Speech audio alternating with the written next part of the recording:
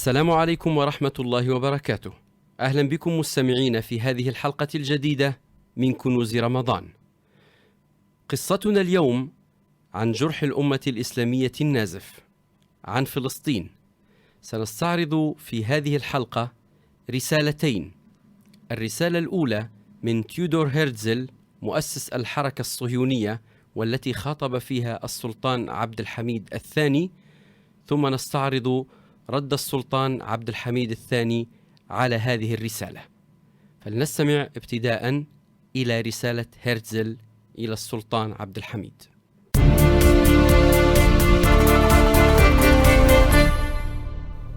ترغب جماعتنا في عرض قرض متدرج من 20 مليون جنيه استرليني يقوم على الضريبة التي يدفعها اليهود المستعمرون في فلسطين إلى جلالته. تبلغ هذه الضريبة التي تضمنها جماعتنا 100,000 جنيه استرليني في السنة الأولى، وتزداد إلى 1,000,000 جنيه استرليني سنويا.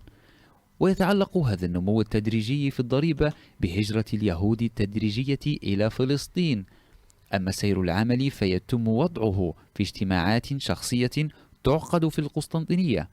مقابل ذلك يهب جلالته الامتيازات التالية: الهجرة اليهودية إلى فلسطين، والتي لا نريدها غير محددة فقط، بل تشجعها الحكومة السلطانية بكل وسيلة ممكنة، وتعطي المهاجرين اليهود الاستقلال الذاتي المضمون في القانون الدولي وفي الدستور والحكومة وإدارة العدل في الأرض، التي تقرر لهم دولة شبه مستقلة في فلسطين.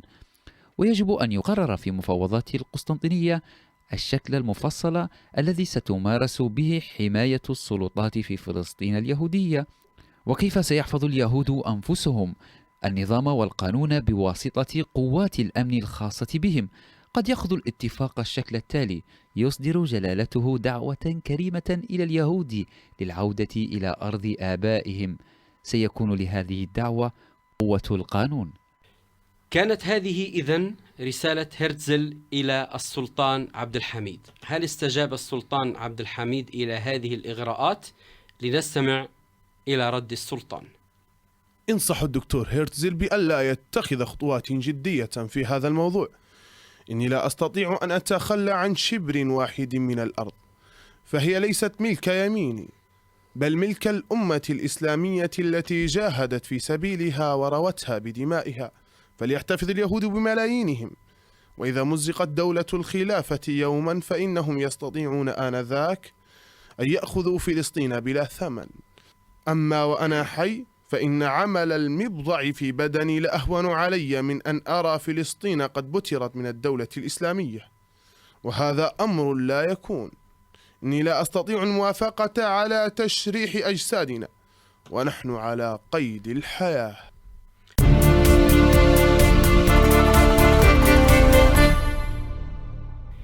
كانت هذه إذن مستمعين رسالة هيرتزل إلى السلطان عبد الحميد ورد السلطان عبد الحميد عليه. للغوص أكثر في أعماق هاتين الرسالتين والاستخراج ما في رسالة السلطان عبد الحميد من كنوز، يطيب لي أن أستضيف هنا في الأستوديو البروفيسور عمر إجنيبر، خبير التطوير البشري والمؤسسي. دكتور عمر، أهلا وسهلا بك في كنوز رمضان. يا مرحبا سيد عمر، السلام عليكم ورحمة الله تعالى وبركاته. وعليكم السلام ورحمة الله. دكتور، لو تعرفنا في البداية على تيودور هيرتزل وعلى السلطان عبد الحميد.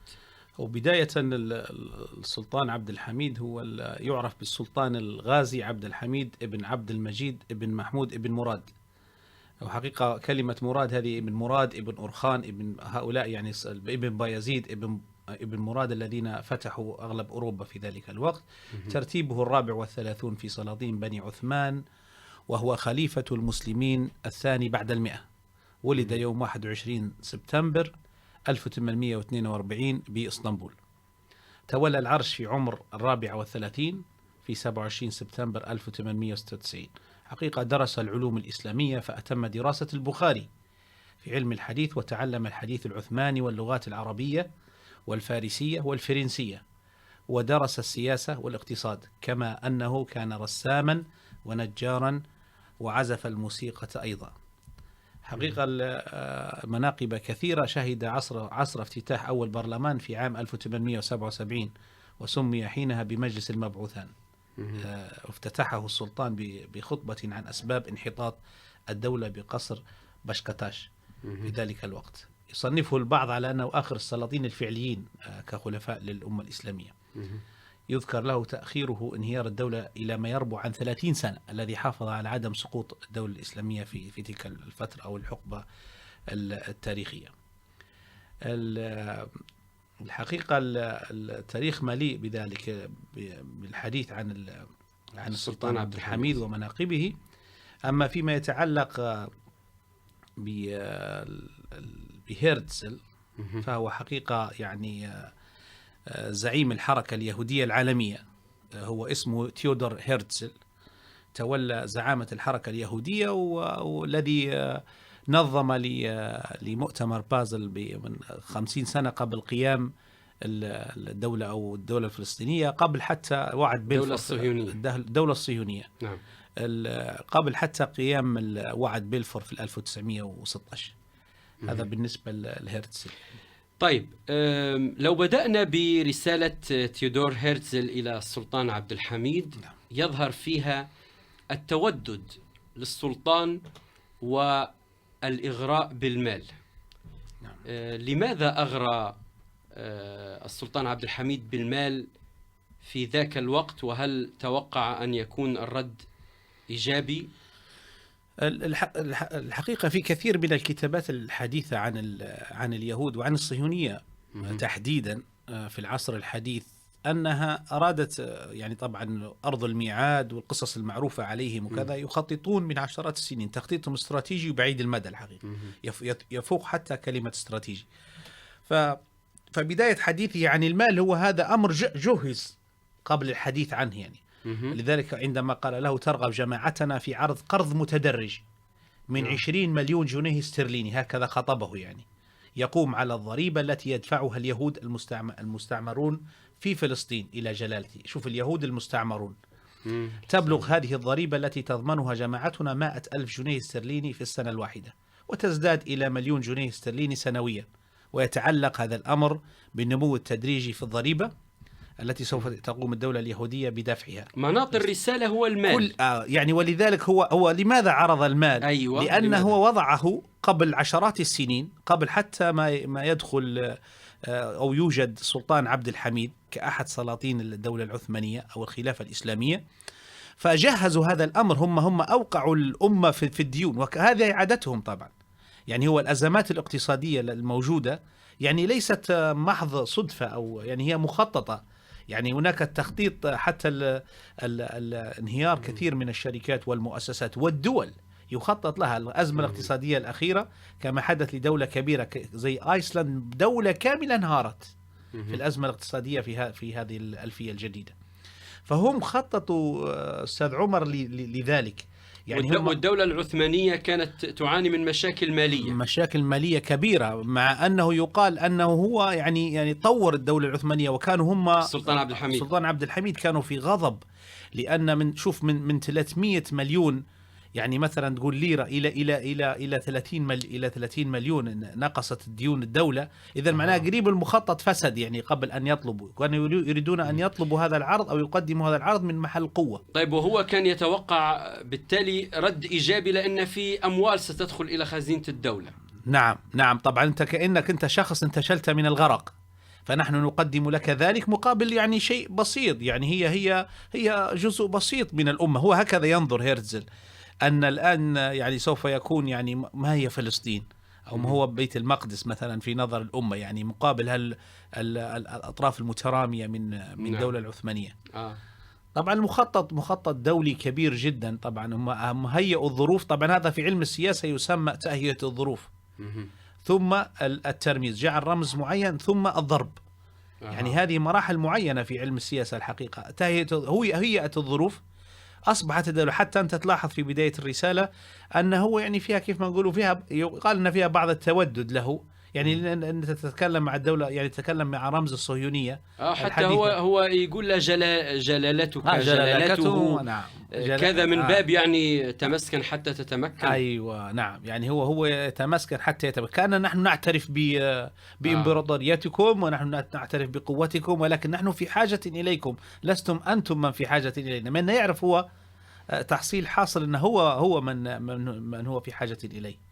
نعم. طب حتى في السياق التاريخي إن مؤتمر بازل أو بال الشهير الحركة الصهيونية كان في سنة 97 1800. نعم 1897. الحقيقة وجدنا في المصادر أن رد السلطان عبد الحميد كان مذيل بسنة 1901.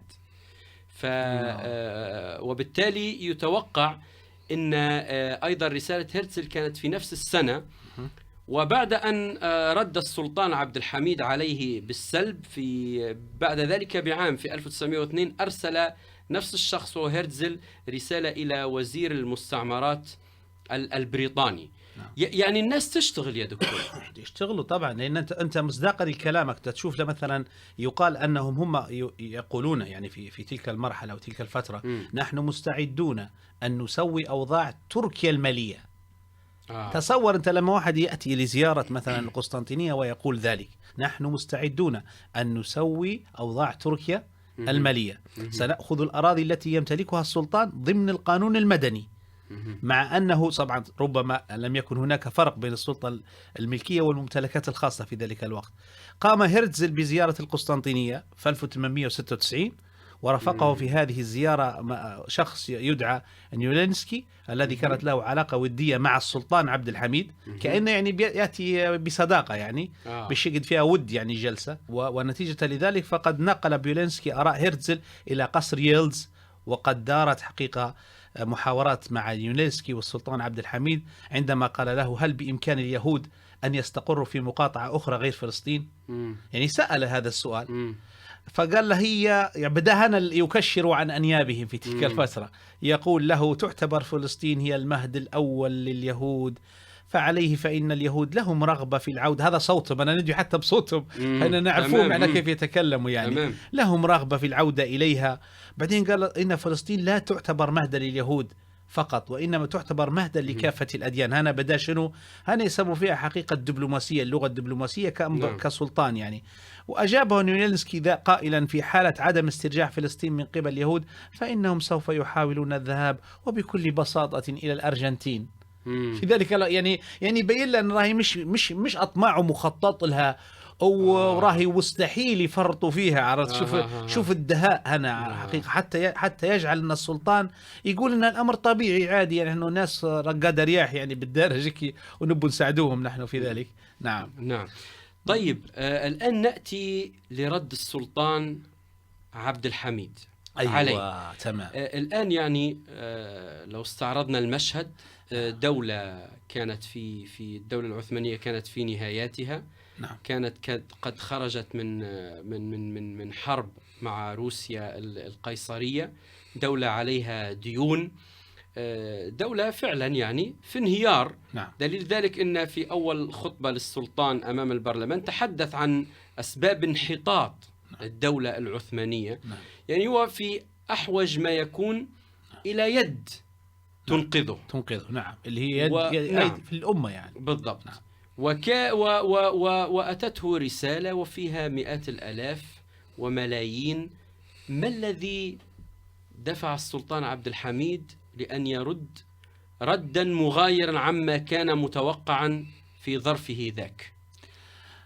القيادة هو ما جعل السلطان عبد الحميد مميزا كما قلنا في مناقبه وسيرته، أنه درس حقيقة الفقه، ودرس التاريخ الإسلامي، ودرس حتى التاريخ الأوروبي بلغاته، يعني تعلم الفرنسية وتعلم لغة المشرق الفارسية وتعلم لغات أخرى يعني.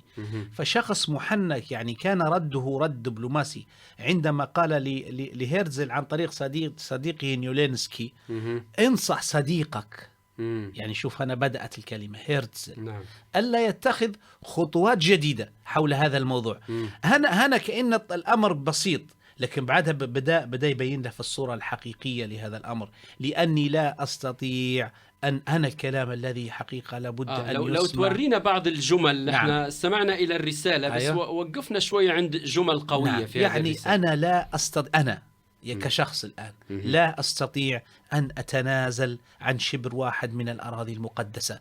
هذه نفس الجملة قالها الملك إدريس الملك الصالح عندما طلب منهم، عيش استطراد سيد عمر هنا نفسه. أنا لا أستطيع، عندما يكون القائد حكيم ونزيه وشريف ولا يستطيع أن يتصرف في ملك وأملاك الأمة. نعم. قالها لأشقائنا في الأردن عندما جاءوا يريدون مساعدة خارج ما تعهدت به جامعة الدول العربية في ذلك الوقت. فقال أنا لا أستطيع، سأعرض الأمر على البرلمان وعلى مجلس الشيوخ وسوف أرى ماذا أفعل. وهو يبكي الملك إدريس في ذلك الوقت. قال له كم كنت أتمنى أن الأمر بيدي لوافقت مباشرة. هنا نفس التاريخ يعيد نفسه حقيقة. وتصور لما يقول له يعني أنا لا أستطيع أن أتنازل عن شبر واحد من الأراضي المقدسة لأنها ليست ملكي، أفضل الكلام نفسه، بل هي ملك شعبي وقد قاتل أسلافي من أجل هذه الأرض. والله الأمر يا أخي الأمر يعني قوي جدا يعني. وقد قاتل أسلافي من أجل هذه الأرض ورووها بدمائهم فليحتفظ اليهود بملايينهم. فليحتفظ اليهود بملايينهم. نعم. إذا مزقت دولتي أو مزقت دولتي نعم. من الممكن الحصول على فلسطين بدون مقابل، ولكن لازم أن يبدأ التمزيق أولا. هو حس حقيقة بضعف الأمة في ذلك الوقت. معلش يا دكتور. نعم. ما سر هذه القوة في ظرف صعب؟ يعني نحن نرى اليوم قادة العرب وهم يعني ضعفاء جدا أمام الدول القوية، وأمام رغم أن القادة العرب والدول العربية هي تمتلك المال، لكن هم ضعفاء. نعم. ما سر قوة هذا الرجل رغم ضعف الدولة في ذاك الوقت؟ نعم. يقال أن هناك عالم من علماء الأمة يدعى العز بن عبد السلام، فكان يأتي طغور أحد طواغيت الأمة في ذلك الوقت ويمر، فكر الناس كلهم هربوا إلا هو. فقيل له بعد أن ذهب، يعني قال له من أنت؟ قال أنا العز بن عبد السلام، وذهب. لم يفعل له شيء، كان يقتل يعني في ذلك الوقت. فقيل له كيف استطعت أن تقول ذلك أو أن تكون بهذه القوة؟ قال والله لقد استحضرت عظمة الله في قلبي فبدا أمامي كهر. يعني مفتاح القوة هو استحضار أن الله القوة من عند الله عز وجل. إن تنصروا الله ينصركم ويثبت أقدامكم. القوة من عند الله عز وجل. لذلك هذا السلطان الذي ظلمه التاريخ استحضر هذه القوة من عند الله، علم أنه سيصمد حتى ولو فقد عرشه، حتى ولو فقد ملكه في ذلك الوقت. طيب، على ذكر الظلم الذي وقع على تاريخ الدولة العثمانية، يصورون الدولة العثمانية في كتب التاريخ أنها دولة مستعمرة. هل تظن يا دكتور أن مستعمر يقف هذا الموقف؟ لا حول ولا قوة إلا بالله. طبعا هو نحن لماذا نقول لا حول ولا قوة إلا بالله؟ لأن التاريخ مليء جدا، ولكن هو أحاكت الدولة اليهودية نظرا طبعا لانتقاما منه، لأنهم هو ما سهلش عليهم الأمر. كانت تقوم الدولة اليهودية الصهيونية من ذلك الوقت لو وافق هو. شوف أخذوا عند كم هم؟ عند 47 48 بعد وعد بلفور، بعد المماحكات السياسية وكذا. لكن التاريخ ظلم، ولذلك هو كتب المذكرات متاعه، وكتب شنو داره وكتب شنو. تعرف أنت في واحدة من الأشياء الغريبة جدا أستاذ عمر، أنه هو رفض أن تدخل بريطانيا للتنقيب على النفط في دولة الحجاز. يا سلام. شوف يعني هذا عمق التاريخ الذي لم يذكره له التاريخ. كل الناس يقولوا الدولة العثمانية كانت محتلة، يعني أشياء غريبة يعني ممكن ذكرنا التاريخ وما ذكرش. سبحان الله، الإنصاف أنك أنت تذكر الشيئين ولا لا؟ أكيد. الإنصاف أنك إذا كان فيه ضعف تقول الضعف. هو قال عن ضعفه وقال ما هو سبب الضعف، ولكن قال كيف استطعت أن ألطف ذلك الضعف الذي نشأ في الدولة الإسلامية في فترة طويلة ومش كنت أنا السبب فيه، ولكن أنا حاولت أن العدل والنزاهة يعني هو ابتز عن طريق قضايا الأرمن، وابتز عن طريق الأقليات في ذلك الوقت، وحاولوا يقلبوا عليه. تصور أنت يعني أتاتورك يعني أول وزير دفاع له شنو يهودي يعني. نعم. يعني من الجمعية هذه الاتحاد والترقي أو كذا، هذه التي أطاحت بالخليفة، يعني أشياء كثيرة يعني. وظلمهم التاريخ، هم اللي حافظوا على الأمة، هم الذين بنوا. شوف تصور كانت في سكة حديد يعني نعم. تربط لعند مكة والمدينة وكذا، وتمشي لعند الشام والشمال لعند الدولة العثمانية. حافظ على الدولة، حافظ على عدم يعني كما نقولوا تسليم وهني التفاوض مع الطليان قبل دخولهم في 1911. نعم. صمد كثيرا، لكن الدولة كانت في ضعف. طيب أنا يعني استوقفتني هنا جملة. نعم. يعني عندما يقول في رسالته: وإذا مزقت دولة الخلافة يوما فإنهم يستطيعون آنذاك أن يأخذوا فلسطين بلا ثمن. أما وأنا حي فإن عمل المبضع في بدني لأهون علي من أن أرى فلسطين قد بترت من الدولة الإسلامية. كيف تقرأ هذه الجملة؟ سبحان الله. هنا يعني كأن إذا الأمة كلها كجسد، إذا اشتكى منه عضو تداعى له سائر الجسد بالسهر والحمى. هنا العدم الأنا، مش أنا مرتاح وش المشكلة كاني فقدت جزء أبقيت على الباقي. ما فيش هنا الأنصاف والحلول فيما يتعلق يا سلام. فيما يتعلق حقيقة بالوقف. هذا وقف إسلامي لا نملك أن نسلمه، كما حدث في إسبانيا أو في الأندلس في ذلك الوقت. طيب، وكأنه كان يقرأ المستقبل. إذا انتهت دولة الخلافة خذوها بلا ثمن، وهذا ما حدث. أخذوها بلا ثمن. هذا عليش أنا نطلق عليه القائد الرؤيوي. كانت له رؤية. يا سلام. يعني الآن الرؤية فيما يتعلق بالنفط، لو تشاهد كما يعني رفض دخول الإنجليز للتنقيب وللتنقيب على النفط في الجزيرة العربية أو في دولة الحجاز وفي الأردن وفي الدول الأخرى. يعني رفض تام، لا تدخلون، لن نسمح لكم، لأن عارف الدخول معناها استمرار دائم. نعم. حسام، ما سمعتكش كم دقيقة قلت لي بسرعة؟ أوكي. طيب دكتور عمر جنيبر، الآن مات السلطان عبد الحميد، فرط في فلسطين واحتلها اليهود شرقا وغربا، ودنسوا بيت المقدس، وكل يوم يحاولون اقتحامه، وأخذوا منه جزء وأسموه حائط المبكى، ويحفرون تحته الأنفاق. والمجاهدون في فلسطين يخبروننا كل يوم بما يحدث، لكن لا نرى حراك من حكام الدول الإسلامية.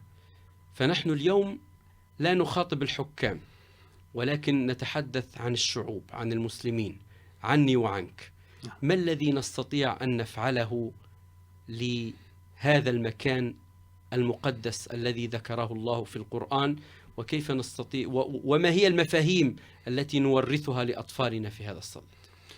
لابد أن نتكلم على جميع الأصعدة، بدءا من النشأ في بيته أو في بيوتهم، وفي مدارسهم، وفي المحافل المختلفة، وفي المؤسسات المجتمع المدني. لابد أن نتخاطب مع الجميع أن فلسطين وقف، وأن ما يحدث في الأمة وضعف قيادات الأمة بسبب أنهم ليس لهم حيلة، لأن الأمر خطط، دبر بليل وخطط له عشرات السنين. حتى أن أحد أصدقائي من 20 سنة فلسطيني الجنسية حقيقة ذكر لي أن هناك مخططات تعرف في إسرائيل مخططات العشرية. كل 10 سنوات عندهم توجه معين.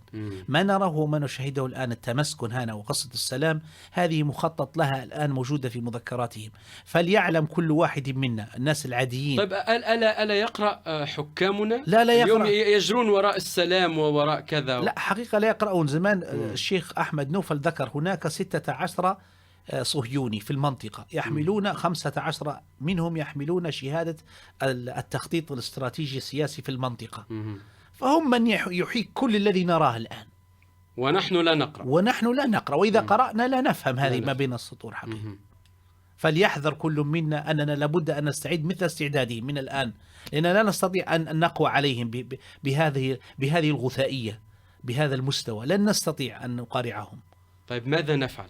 ماذا نفعل؟ لابد أن نكون على مستوى التحدي، مستوى التحدي الارتقاء الفكري والغوص في بطون التاريخ وتصحيح وإعادة قراءة التاريخ وإعادة كتابته وعدم ظلم أحد. نحن الآن لازلنا نكرر نفس الخطأ، التاريخ يعيد نفسه. نحن الآن نظلم بعضنا البعض، لازلنا نظلم بعضنا البعض في كتابة مذكرات غير صادقة غير دقيقة، ليست لها مرجعية وليس لها دليل. إن كنت ناقلا فالصحة أو مدعيا فالدليل. فليتق الله كل منا، فليتق الله كل منا. الأطفال ماذا كيف نوصل هذا الأمر للأطفال؟ هل ترى أن مثل هذه الرسالة تكون في المنهج وفي رسوم المتحركة، وتمثل عن طريق أحسن مشاهد الرسوم المتحركة الراقية الغربية، بس بذكر هذه القصص مش بطريقة واعية. حتى لما تركوا لنا المجال أن ننتج رسوم متحركة كانت ضعيفة، فأطفالنا لا يلتفتون إليها مع مشاهدة التريدي اللي هو ثلاثي الأبعاد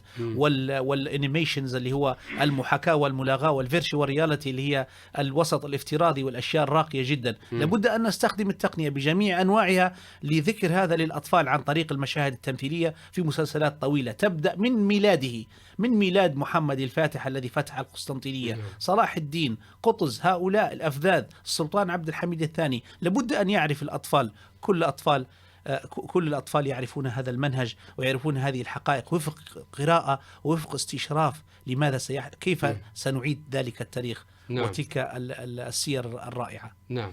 طيب لو نهض السلطان عبد الحميد الآن من قبره ورأى أن فلسطين قد بترت من جسد الأمة بلا ثمن، ما الذي يقوله لحكام اليوم؟ أنا أعتقد أن لسان حالنا هو ما سيقوله السلطان عبد الحميد. نحن ضعف، حتى الذين أرادوا أن يعيدوا لهذه القطعة التي بترت من جسد الأمة، يقول لهم: لقد ضيعتم غاليا، لقد خنتم الأمانة، ففلسطين في أعناقكم. وندعو ونقول: اللهم ارزقنا صلاة في بيت المقدس يا رب العالمين، ولا تجعلنا من المتقاعسين الذين لا يتكلمون في ذلك. نعم. أختم هذه الحلقة بأبيات رثى فيها الشاعر العراقي جميل صدقي الزهاوي السلطان عبد الحميد رحمة الله عليه، يقول: وكم لأمير المؤمنين مآثر بهن صنوف الناس تدري وتعلم، ويشهد حتى الأجنبي بفضله، فكيف يسيء الظن من هو مسلم. سلام على العهد الحميدي، إنه لأسعد عهد في الزمان وأنعم. بروفيسور عمر خليفة جنيبر، خبير التطوير البشري والمؤسسي، أشكرك شكرا جزيلا على مرافقتك لنا في هذه الحلقة، كما أشكركم مستمعي الكرام، على أمل أن ألتقي بكم في حلقات قادمة وكنوز جديدة. كان معكم عمر عبد العزيز، وهذه أطيب المنى من حسام البراسي. في أمان الله.